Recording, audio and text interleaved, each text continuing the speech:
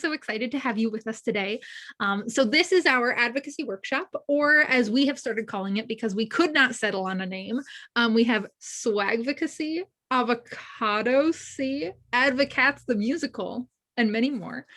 This was not the end of the list, as you see on screen here. If you have any suggestions for another title, because we would love to like mix up what we're keeping on this slide, feel free to pop it in the chat. And that being said, we will have a couple opportunities where we'll ask you questions or ask for you to shout things out, and you're welcome to unmute or to use the chat, whatever you prefer. You can use both or one, or a combination, whatever you want to do. Awesome. Yep. So we are here today to talk about student advocacy and making a case for theater education as a part of Theater in Our Schools Month. And we are here today with the incredible Arts Our Education campaign in conjunction with the Educational Theater Association. So myself, Mara, and Lena are all international thespian officers. So through a part of EDTA, the Educational Theater Association, we are elected from a whole bunch of theater lovers and thespians across the country. Awesome. Okay, well, all that being said, we will get started. Let's see if my slides let me move. There we go. Amazing. So first off, we would like to start our presentation with a special guest. Her name is Savannah Brown, and she is this year's winner of the EDTA annual Democracy Works essay competition. Savannah is a member of Troop 6303 in Timber Creek High School in Orlando, Florida. And this competition is sponsored by the incredible Concord Theatrics. Democracy Works is a unique opportunity for thespians interested in advocating for theater education. In addition to a cash prize, the winning essayist for this coveted award participates in EDTA's spring advocacy efforts, including activities such as virtual visits to legislators, advocacy training sessions just like this one, and much more. So all that being said, let's give a big virtual round of applause for Savannah. We'll turn it over to you. Hi, everyone. So the theme for Democracy Works this year was how does theater support your social and emotional well-being and foster a welcoming school environment? So I'll be sharing my experiences in my winning essay, but hopefully that inspires some of your own advocacy efforts. The days passed excruciatingly slowly. I would wake up to the sound of an alarm at 9 a.m. and do my virtual schoolwork, take a walk around the block, then fiddle on my phone in bed. I would go to sleep at midnight or whenever I grew tired. I begrudgingly told myself each morning that I was somehow content with my new life. Content with being alone in my room for most of the day, content with events I had been eagerly anticipating for months being canceled instantly, content with massive amounts of hard work culminating in nothing. As the days passed, first 1 week, then 2, then more months than I could keep track of, my routine stayed much the same, and my isolation deepened. There was no news but of death, destruction, and discrimination. Both the literal and figurative diseases that plagued society came to light at once, and everything else was seemingly consumed by darkness. This was my experience at the beginning, one that I shared with nearly everyone. But the ending is what distinguished mine from the rest, shared with but a few people, the cast of Shakespeare's Othello. Come June of 2020, my routine was rather unchanged. I woke up at the same time, to the same alarm, but instead of reliving my personal version of Groundhog Day, I entered a sacred, virtual space, the theater. Our stage was a screen, and our script was the only thing recognizable about the entire production. We were separated by miles and microphone delays. But we were together. Just together was enough. But theater never stops at enough.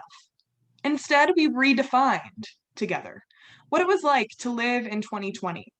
It was not a hindrance to our normal lives. It was an opportunity to make change and learn how to be flexible.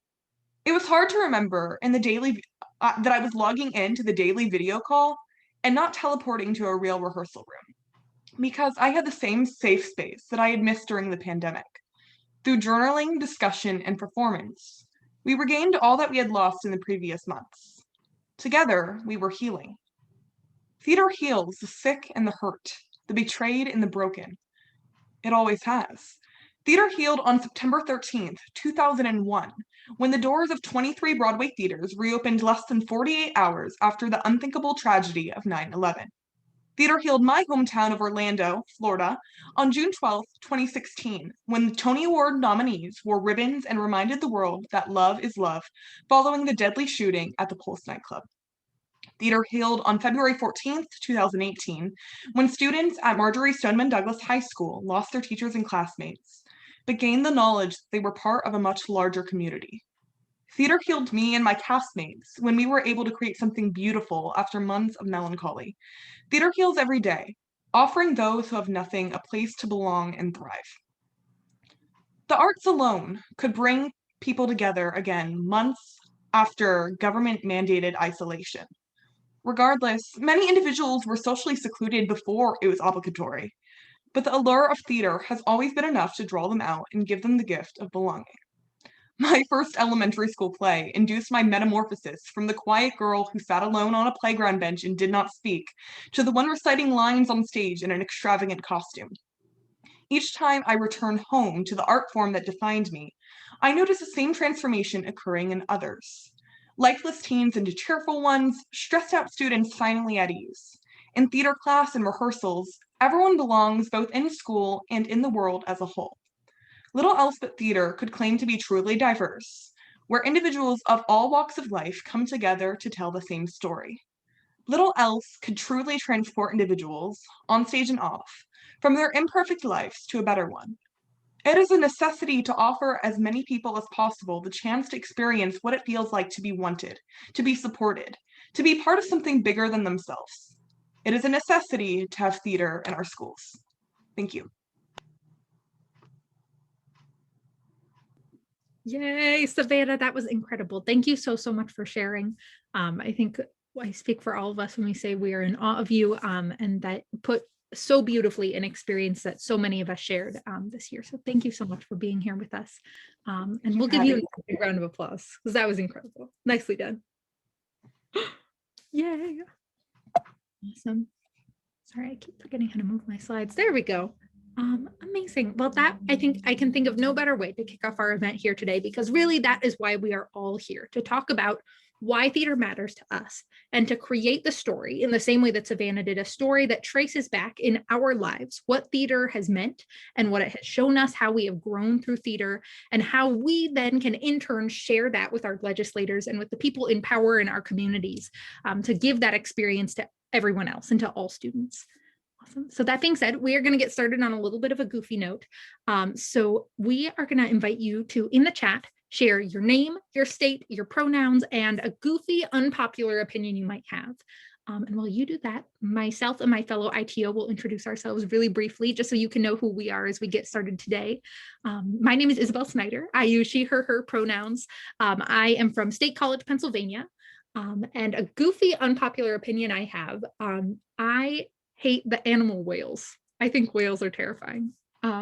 And Lena and Mara know this about me. I'm very ashamed of this fact. So that's my unpopular opinion. Mara, do you want to go? Happily. Hi, everybody. I am Mara Toole, and I am from Greensboro, North Carolina, and I use she, her, hers pronouns. And my goofy, unpopular opinion is that ice cream should only be eaten with a fork. There you go. Oh, that one just is hard to come to terms with. I can't live with that one, but we'll have to agree to disagree.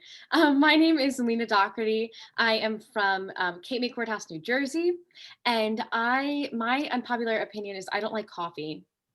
I think it tastes bad. So yeah, it's very nice to meet you all. Seen some strong reactions about that one, as they should be. Okay, these are fantastic. Uh-oh. Alex doesn't like coffee either. Juliet doesn't like birds. Oh my goodness. Love the store-bought sugar cookies with icing. That is like a fun opinion to have. That's super fun. Oh my goodness. These are incredible. Okay, well, we might need to have some like reconciliation measures that occur after this workshop, but no worries. I'm really proud of you all. Thank you for sharing your true feelings. Jessica, amazing. Don't wear socks. I won't wear socks unless they don't match. Whoa, this is like a new level of power. Oh my goodness, Jessica, you are our hero. It's amazing. Oh, Okay, well, fantastic people. Feel free to continue popping these in the chat. Milk should come before cereal. Oh, I have to click out of that one. Savannah, I'm sorry. As much as your essay was fantastic, I don't know if we can be friends anymore. That was a lot for me. Oh, okay. All that being said, amazing people, let's get going. So we are here today to talk about what is advocacy. We are going to break down what the federal, state, and local levels look like, because we know that can be a little bit complicated.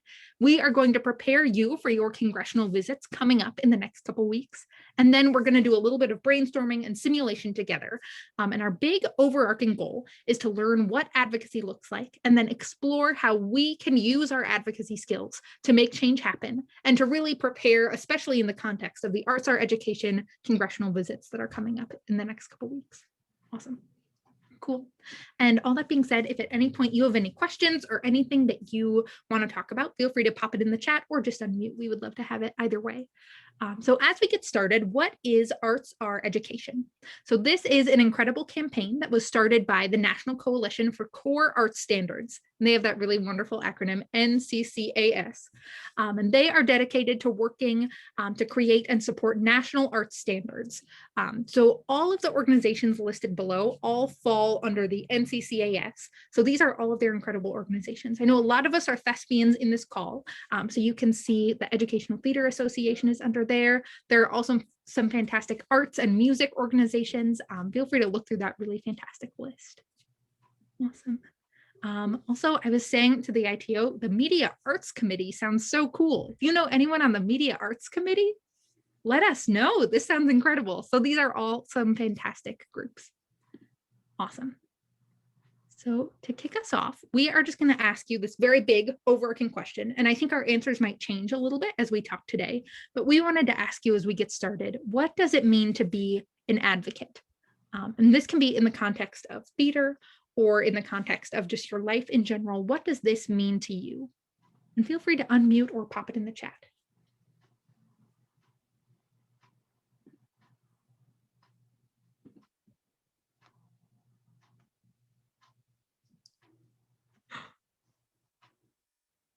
Awesome. I know I asked you kind of a big question. To use your voice and speak out about injustice. Oh, Addison, I love that. That's fantastic. Standing up for what you believe in. Woo! Bringing light to something you are passionate about. Speak up in support of a cause. These are all fantastic. And this gives me a lot of hope for all advocates coming from this workshop and all of you doing incredible advocacy work across the country.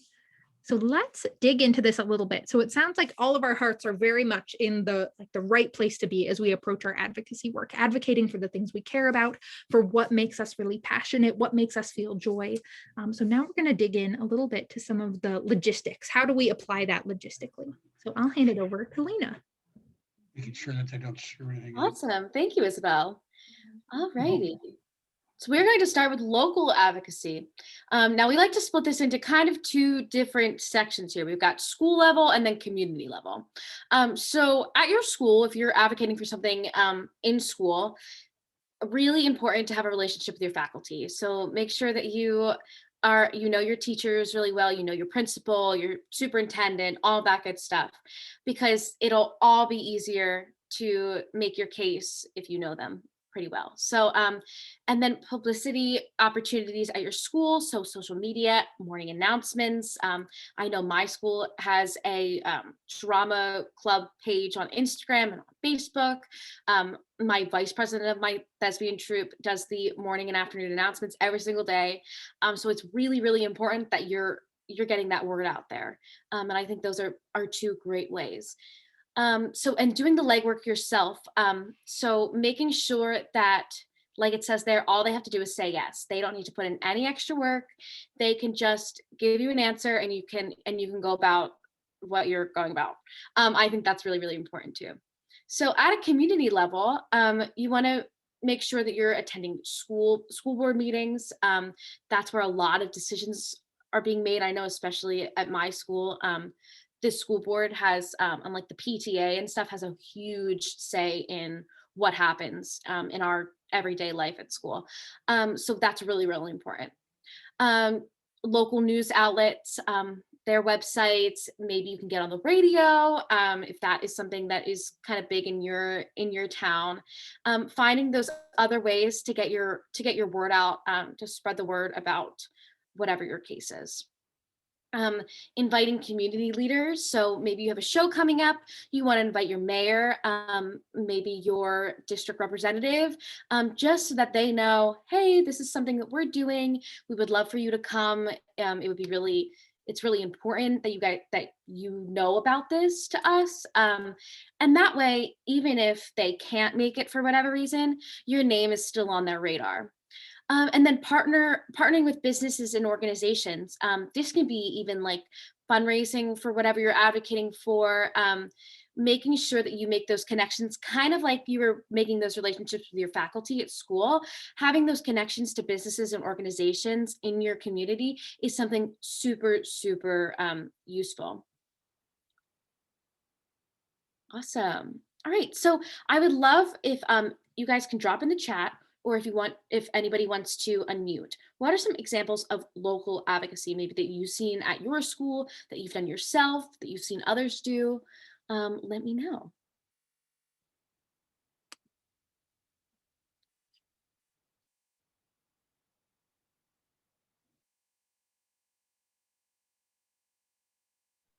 All right.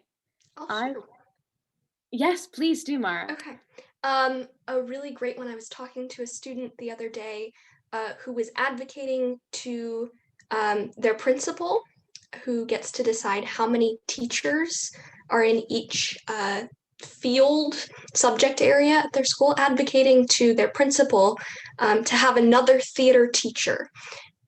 Because theater classes were really full and there were more students who didn't get into theater classes who wanted to take them. And so that's a really good example of local advocacy in a school building, is to advocate to your principal for more teachers. That's awesome. Thank you, Mara. All right. Isabel said, our troop puts video ads on for our show on morning announcements. That's awesome. Yeah, I know that we definitely use our morning announcements for a lot of things, and it works really well. So why not use them? Creating open and accessible spaces for art and performance opportunities within your own program. Yes, that's so important. Thank you so much, Juliet. All right, awesome. We will get moving to the next. We have state and federal advocacy. So usually when we do this workshop, we kind of split this up into two, but we were kind of reevaluating. We realized that state and federal advocacy is very, very similar in a lot of ways.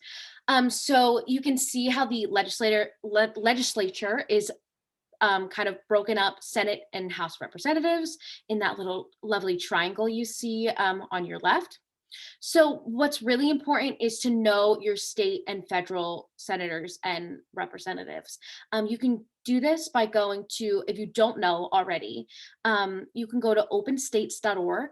At the end of this presentation, we're going to have a wonderful list of resources, and you'll be able to find all of that information on there as well. And then federal, obviously we know President Biden, VP Harris, those are some of the bigger names. And then figuring out who you should advocate to is also really important. Making sure that you're advocating to the right person so that they can help you in the best way possible. And a lot of things that we talked about in the local level kind of comes over to state and federal advocacy, making those relationships, those connections with as many people as you can on all sorts of levels is going to, depending on what you're advocating for, I think is going to be really, really helpful. Awesome. All right, how do I advocate at a state and federal level? So what we, actually ITO Jana made a beautiful draft kind of example email letter with your ask, and that'll be at the end of the presentation as well in that resource document. Really, really important. That's to get your word out, to contact whoever you need to contact. Set up an appointment with the representative or senator. I know that at least in New Jersey and I think in North Carolina, Mara was telling me that you guys are meeting with your representatives sometime soon within the next couple weeks. So that's a great way. Kind of seeing them face to face. I mean, it doesn't really get much better than that. And then can you participate in Arts Education Capitol Hill Month? So that is all of these wonderful events that you're currently attending and that you're probably planning on attending in the weeks to come. Great, awesome. So what are some examples of state advocacy? And while you guys are all doing that, Mara just gave another fantastic example of local advocacy. Arts Our Education is a fantastic resolution that school boards around the country are signing, committing to supporting arts education in schools, form relationships with your school board and present at a virtual school board meeting about why the resolution is important to your school with the support of your principal and your theater teacher. And then she put the lovely link there. Thank you so much, Mara. Yeah, that's awesome. Does anybody, please feel free to unmute or to put it in the chat. Does anybody have any examples of state advocacy?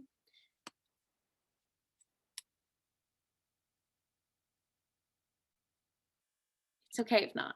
I do know though, being my home state of New Jersey, I know that we're doing a lot at the state level. So if any of my New Jersey friends want to write in the chat or unmute, feel free to. Not to put you on the spot, but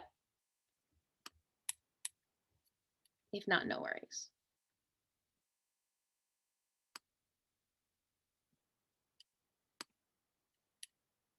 All right, well, I will say that one of the examples of state advocacy is when I know New Jersey is meeting with some of our representatives are according to district. So I know when I'm going to go to, I think I'm meeting with Jeff Van Drew sometime soon.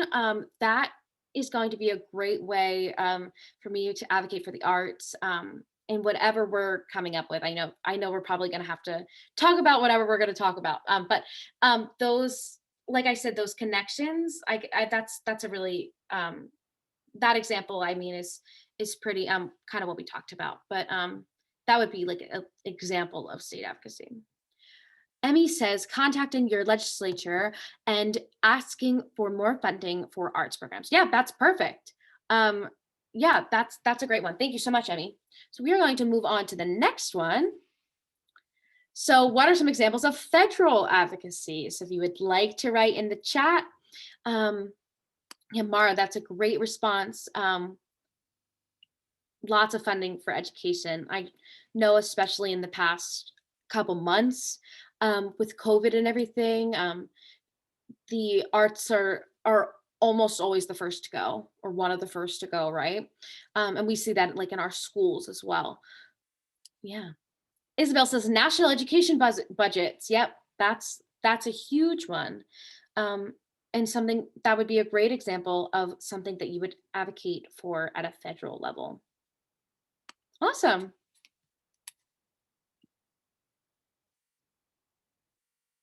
Alrighty, so here's some the real juicy stuff. How many of you, by show of hands or by shouting it out, already know that this month, which is Theater in Our Schools Month, and is the Our Education campaign's virtual Capitol Hill visit month? How many of you know that you are going to be doing congressional visits this month?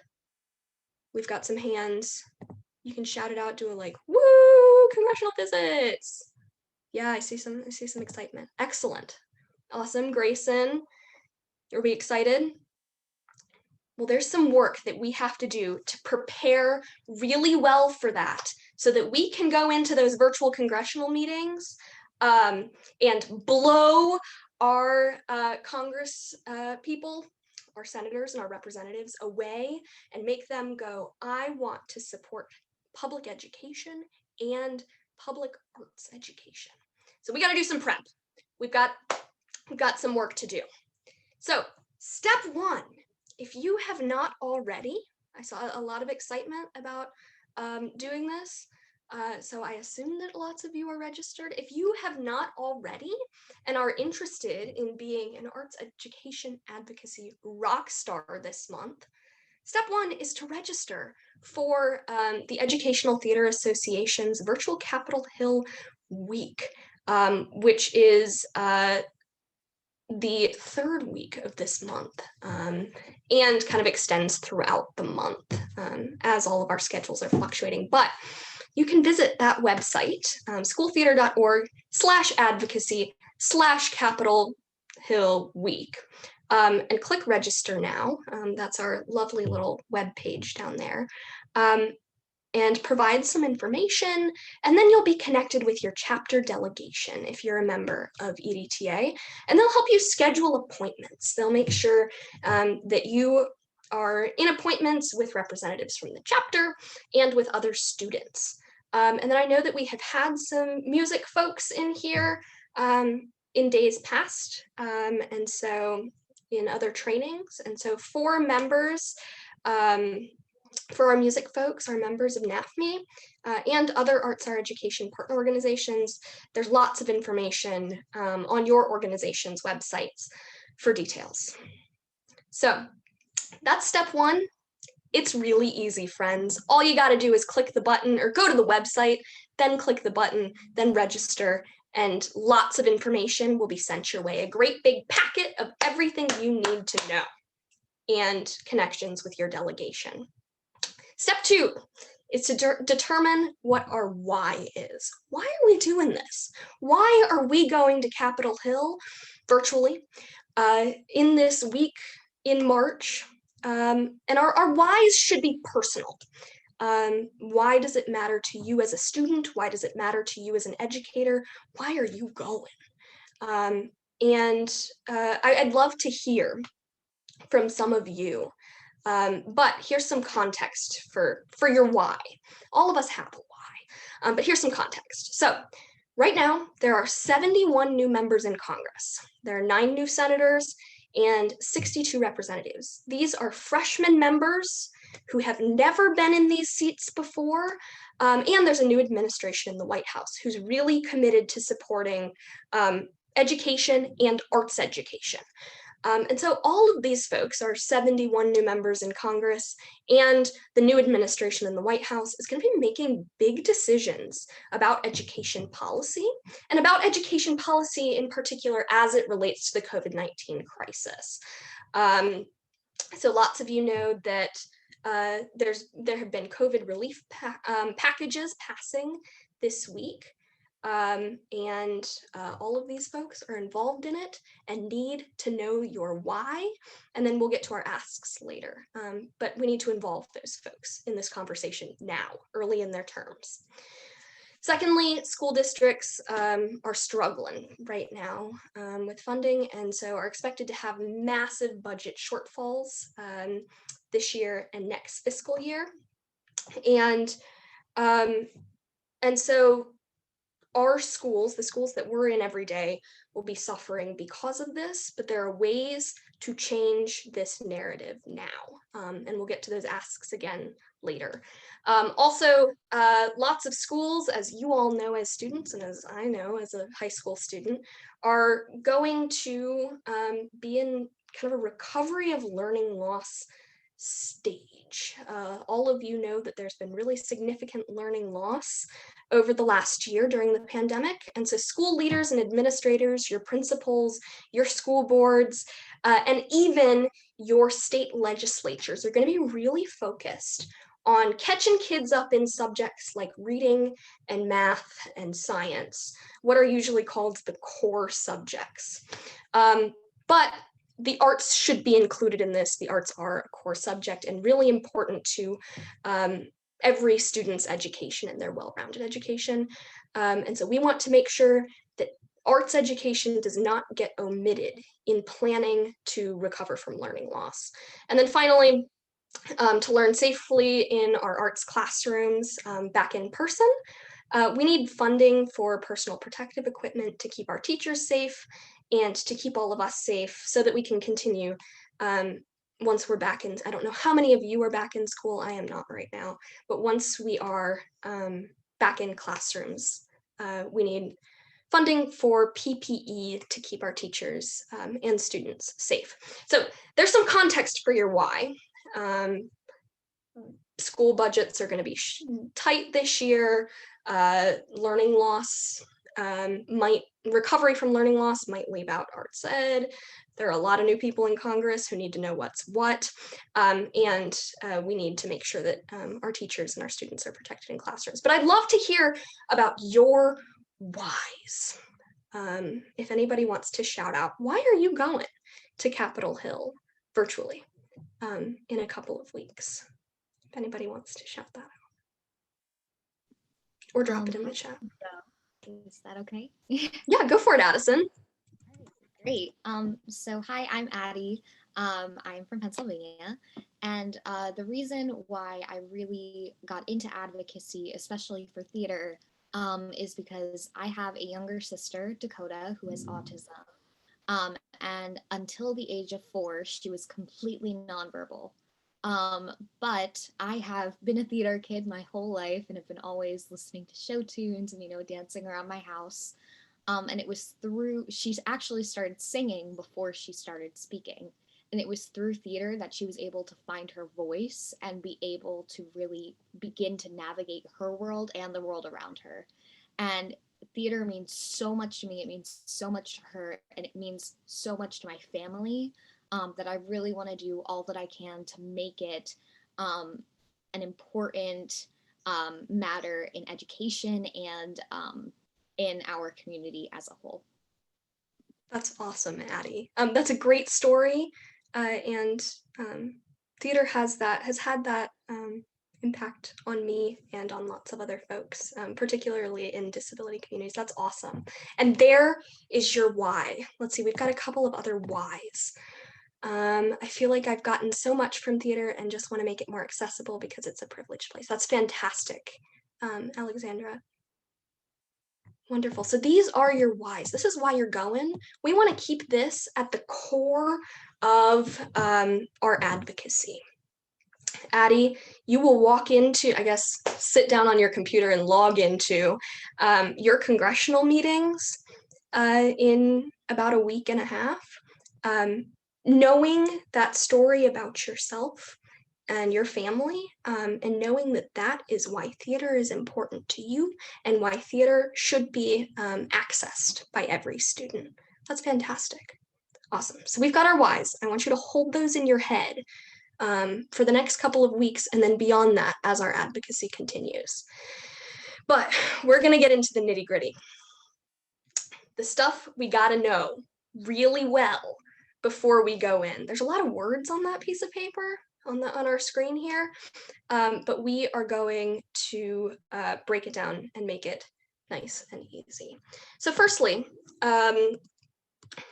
first things first, the COVID relief bill passed in the Senate this past Saturday, and it passed in the House today, which is fantastic. And part of that COVID relief bill includes funding for our K-12 schools across the country. So that's education that's money that will go into just generally education funding and will get passed down through the states. So there's some work we got to do in our states, but I'll get to that in a few minutes. So first things first, we are incredibly grateful that that COVID relief bill got passed because it means funding for schools. So that's something. Do some research on where the folks who you'll be meeting with sit on that. That might be something to thank them for. Say, we know that you took this step to fund schools. Thank you. And there's more that we need to do. So we are going to break down these asks. These are the things that we are going to walk into our meetings advocating for using our why. So firstly, there are a couple of appropriation requests. That is just a fancy way of saying where the money goes requests. So you'll see a lot on the literature that you'll be sent, FY22 or FY 2022. That just means the fiscal year 2022. So that's this upcoming budget that is going to be passed down from Biden here pretty soon. There's no date on that yet, I don't believe. Typically it's out by now, but it's not yet, just because with a new administration, it takes a little bit more time. But that is what that FY22 or FY 2022 means, is the national budget for the fiscal year 2022. So these are our asks about where the money goes, and these are requests that have come from the Educational Theater Association and the Arts Our Education campaign. So firstly, we need to ask, request that our leaders support access to theater education by appropriating that Oh, thank you, Jim. Mr. Palmerini just shared in the chat, the president's budget will be issued in April. And so we're getting ahead of the curve so that our legislators know where the money needs to go before they actually get the budget from President Biden. Thank you for that, Mr. Palmerini, I appreciate it. So firstly, we need to ask our legislators to support access to theater education by appropriating that 1.6 billion number to fund Title IV Part A. That's a fancy way of saying the Every Student Succeeds Act, which lots of you have heard of. And it's money that is set aside to be sure that students across the country receive what Title IV calls a well-rounded education.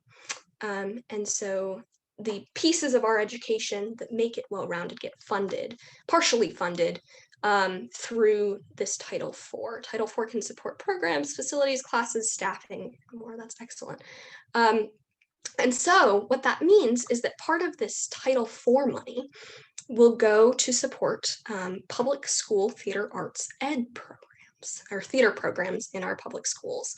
And so making sure that we fund that means that you all will have theater teachers and that you all will have access to resources in your theater classrooms. It's very important that that money gets appropriated in that way. And there will be work to do once that happens, because some of the money gets passed down through all of our states. And so then it's our job to meet and advocate to our state legislatures to be sure that that money gets appropriated into theater programs appropriately and arts programs appropriately. Secondly, we need to ask that they support access to theater arts education for disadvantaged students by funding Title I Part A programs. And so Title I Part A is funding that's set aside to help close what has been called the homework gap in years past. It's sometimes called the achievement gap. These days it's being called the learning gap.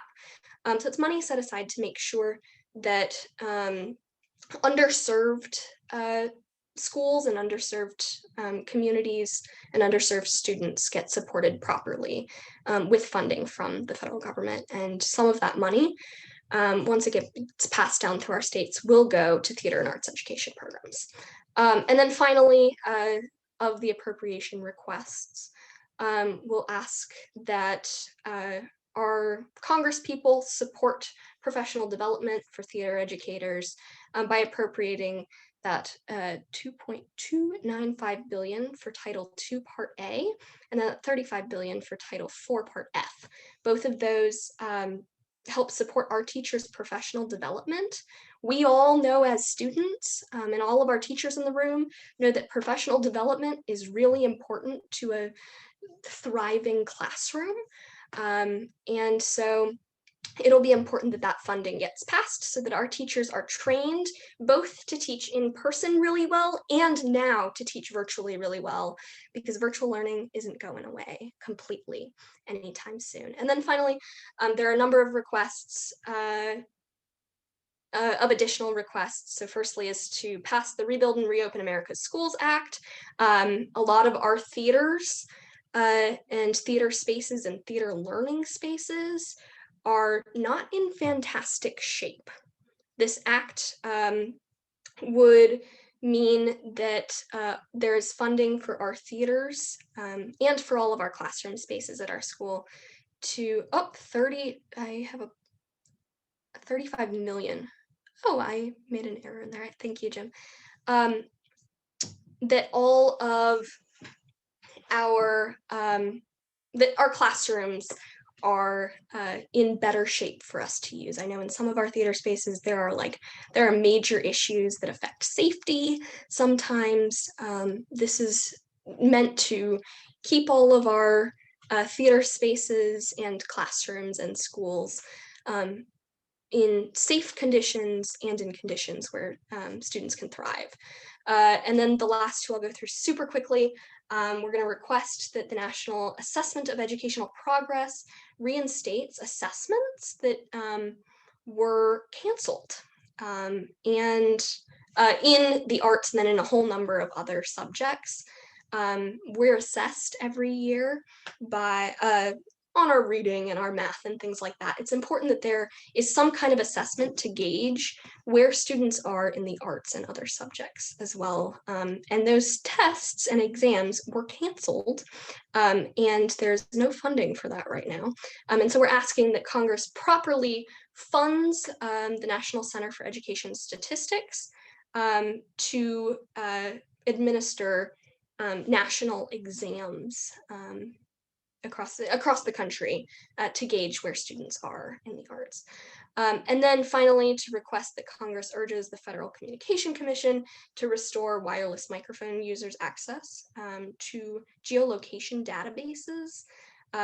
This is an ongoing request from EDTA and Arts Our Education because there are some pretty long-term issues with the microphones and sound systems that we use in our theaters that, I don't know, I have actually had moments in my high school theater where we hear things over the sound system that we shouldn't because wavelengths are being sold off by a number of corporations and other entities. And so asking that for all of our safety and so that we can all continue to practice the arts in our theaters, that our bandwidth, it's restored and protected under federal law. So those are the asks, and when you register, you will get all of these, and in our resources at the end, we'll share these asks and some details about them so that you can be super prepared going into your meetings. Alrighty, real quick. Now that we have our asks, we have our why. Well, first we've registered, and then we have our why we're going into these meetings. We have our asks, we know a little bit about them, and now we need to know how to make those asks. So how many of you have heard of an elevator speech? We've heard of elevator speeches? Okay, so it's a quick pitch that might include your why and your ask, two things that we've talked about. And in an elevator speech, it's important that we politely introduce ourselves. That shouldn't be a question mark there, that should be an exclamation point, because we always politely introduce ourselves to whoever we're meeting. When you sit down in your meetings, you can share, "Hi, I'm Mara Toole, and I am a theater student at X and So High School in your district." And so they need to know who you are, why you're there. I'm a theater student. And so they need to know that. That gives context for the rest of my asks. And then going in, we need to know what our audience needs to know. Just like you have an audience on stage, your Congress people who you will be sitting down with, and you'll more than likely be sitting down with their staffers, but I've found that these days it's easier to actually catch your representatives and your senators virtually, easier than it is in person. But you will, your audience is either your legislator or their staff. The staff are actually oftentimes more knowledgeable about these issues than the folks who represent us, so they'll be fantastic. But what do they need to know? Those are your asks, those are your whys. We need to connect our message with data and with our story. So we're taking a dichotomous approach to explaining why arts education is important. And we'll share a resource that has a bunch of data on it that you can use in making your ask, because it's important to both support our asks with numbers and with our why and with our stories. Your stories matter a lot in this. And then finally, we're gonna make our asks. We went over our asks. And so you just need to know how your audience can help and be super specific about that, because they have tools that can help our schools and our theater programs thrive. Couple of final details. Congresspeople and their staffers who you'll be meeting with want to talk to you. They really love talking to students, sometimes more than adults. I didn't say that. But they really enjoy talking to students, and they want to know your stories that matter a lot, and they want to know why theater is important to you and why you're there. And then we need to make our advocacy and our asks and our why super brief and genuine and personal. And we don't want to be robots sitting in these meetings.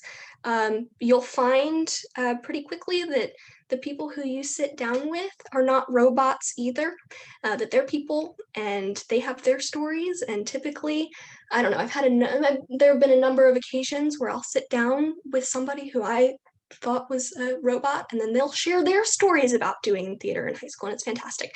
You want to make your pitch really personal and genuine. Stay on topic is very important. There are lots of issues that our legislators deal with and handle every day, but we are only there to handle those asks and nothing more. It's not our job to go in talking about different policy.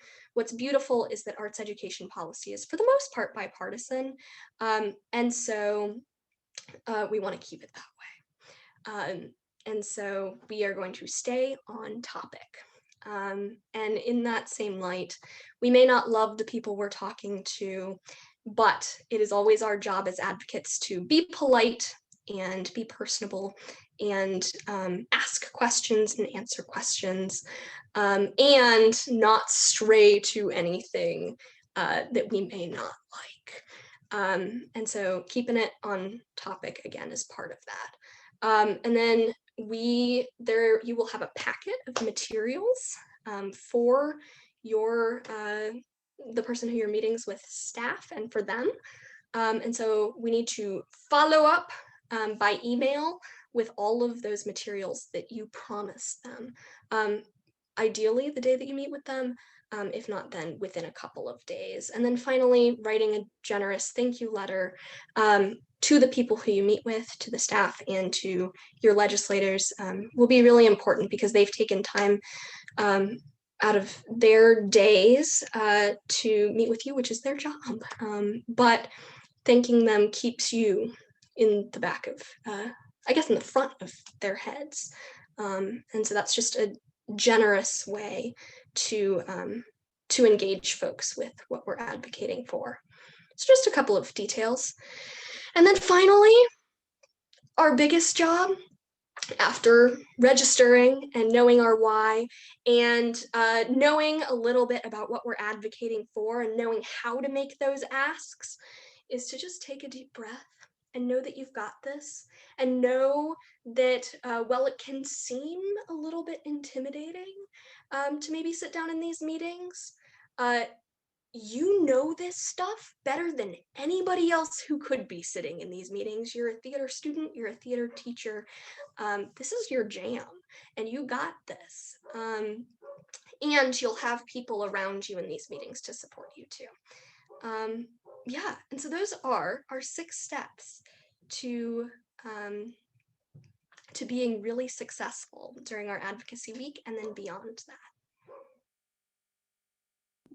Yay. Okay. I feel like we have to give a big round of applause to Mara after that. That was amazing. She did an incredible job breaking down all of our asks. Mara, we love you. So those goofy unpopular opinions, those were not for nothing. We are now really briefly going to send you to breakout rooms, and we are going to ask you, we're just going to spend 4 or 5 minutes there. And we're going to ask you in 45 seconds to make a case. So make your case, your why of your goofy unpopular opinion. So for me, mine is being scared of whales. So my ask might be that we create a worldwide whale jail and we're going to lock up all the whales in that jail. I know Savannah's was about milk in cereal bowls. So maybe she will say, my ask is that we make a federal law that milk always be poured in the cereal bowl first. Essentially, we're going to ask you to come up with a goofy ask and then make your case for your goofy opinion and make your ask with the knowing that this is a subject much lighter and much goofier than what we are actually talking about in our visits with our congressional staffers and our Congress people, but recognizing that this confidence and this excitement and joy that we are able to bring as people who perform and who do tech work and who are very used to this kind of on stage, like we are like in the zone, go time mode, as people like that, we can bring that same joy, that same energy and same poise to our visits with our Congress people. So essentially kind of just building some of that comfort level and making this a really fun activity. So let's send you to breakout rooms. And Mr. Palmerini, if you are able to do that, we can just do 2 random rooms, or I can see if I can assign those really briefly. Let's see. And if not, we might just have you do a couple hands up and then sorry about that. There we go. We'll just have you do a couple hands up and we'll see who can share some of our goofy and popular opinions. Isabel, it's Mr. P. I hadn't really set this up for breakout rooms. No worries. I think you might use your second strategy instead. That sounds perfect. No worries. Sorry about that. Sorry. All right. So I'm trying to think, is there somebody, I know we're kind of putting you on the spot. Is there somebody with an unpopular opinion that they feel like they're like, it's go time, they're ready to go? Oh my gosh, Addie, our hero, you're amazing. Ready? We're going to get our 45-second timer. So excited. You got this. Thank you. Just tell me when to go. You're good. All right. Go. Okay. Sorry. My ask is that we put the sugar cookies with the glob of icing on top in every single grocery store in America. They are quick to grab. They don't take as long as a homemade batch of cookies would take to make.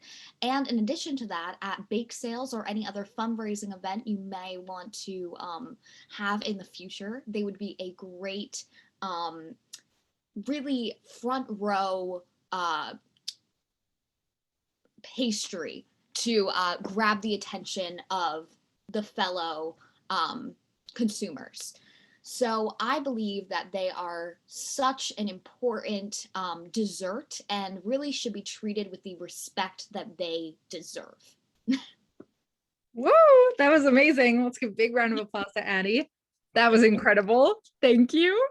Is there one other person who wants to go? I think we have time for one more.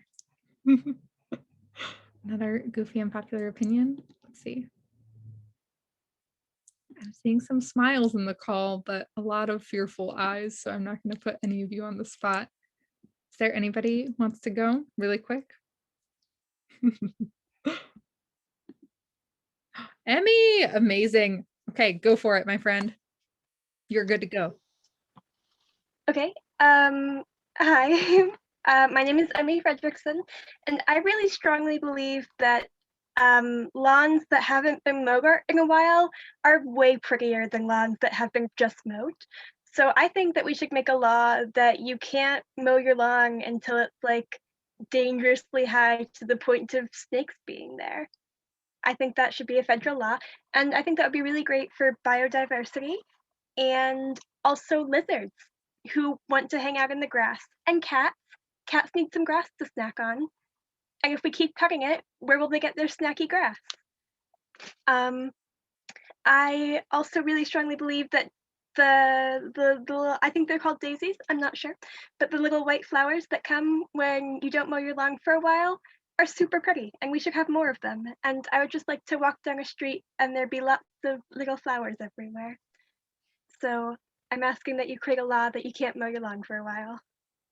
Daisy, that was all I've ever wanted. That was incredible. Or Emmy, sorry, Emmy, I got inspired by your flowers. That was incredible. Nicely done. Woo! Hey, so I know those were very goofy, but very incredible examples. But I think watching the two of you go, I think the things that really stood out to me were how passionate you were, and just seeing the confidence in your eyes that you I mean, because it's such a goofy thing, right? Like we have to take on sort of an air of like, I really know what I'm talking about. And, this is very serious and I know exactly what I'm saying.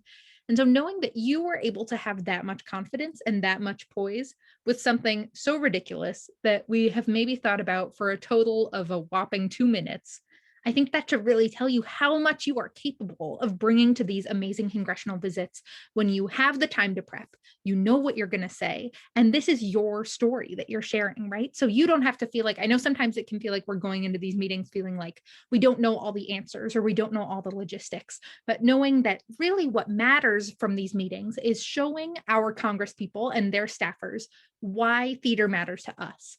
Because the thing that they will remember most, they have the packet to take away with them, but the thing they will remember most is how you made them feel and how convicted you seemed in your meeting. So just remember that that passion and that story is something that you already have inside of you. And so now all you have to do is just let that out and let it out with your incredible asks. And you have all that you need to make this really wonderful. Awesome. Okay, my friends. So this is just a couple resources available to you. We will make sure that this presentation link is sent to Mr. Palmerini, but all of these links are also available. If you can like pull all of these up. So there's some really great things to find out when after the Arts Are Advocacy event, if you want to go home and get in contact with some of your state or your local officials, you can find all of that. There's some really great guides provided by .gov resources nationwide, but also from your local governments. There's some really fantastic resources to find who your people are, who the best people to talk to. And then there's also some really fantastic resources about advocacy in general, and especially advocacy related to arts here under miscellaneous, all of these fantastic things. Arts Are Education, of course, has made that incredible sheet and that incredible resource guide for us. So that is up in the top corner. And that's something that I believe all of you have been sent, and that's also available online. And again, we'll make sure all of these links are made available to you. Cool. Okay, I know I just talked sort of a mile a minute. We are now going to pause in our last couple minutes, and we can also stick around a little bit afterwards. But we just wanted to offer this time to you. If you have any questions or any concerns or anything big that you are feeling heading into your visits in the next couple of weeks, how are we doing? I just want to shout out real quick that there's a link that's super easy to remember too, if you but scribble it down to all of the resources that we just shared. So it's bit.ly/ITO advocacy, and it should have all of those resources. And then you'll be sent a lot of them when you do register for the event. Awesome. Thank you, Mara. Yay. This is fantastic. And I know that we are just about at our time. I'm trying to see what time it is. My phone is dying. Yep, we're at our 7 p.m. time. So you are welcome to stick around. If you have any questions or anything we can help with, or even if you just want to hang out a little bit, but you are also good to head out. If not, the moral of the story is we are so grateful for all of you. Thank you so much for attending tonight. The fact that you took the initiative to come to a workshop like this proves that you are so ready, so ready for your congressional visits. You are going to be outstanding advocates. And the most important thing is to just trust yourself and know that you, just as you are enough, and that you are going to do a fantastic job. So it's going to be awesome. Thank you all so much for coming, and feel free to stick around. We'll stay on here. Thanks, everyone. Thank you guys so much. Have a great night, everybody. Awesome. Ooh. Okay, I think the moral of the story is Isabel Snyder cannot be trusted with a slide presentation. Don't know how to click it right. Ooh. Awesome. It's been a great job. Thank you so much for doing this. Thanks, Mr. Palmerini. Thank We you. appreciate you. You bet. Thanks So for including us in all of this. This was so fun. I'm going to stop the recording. Excellent.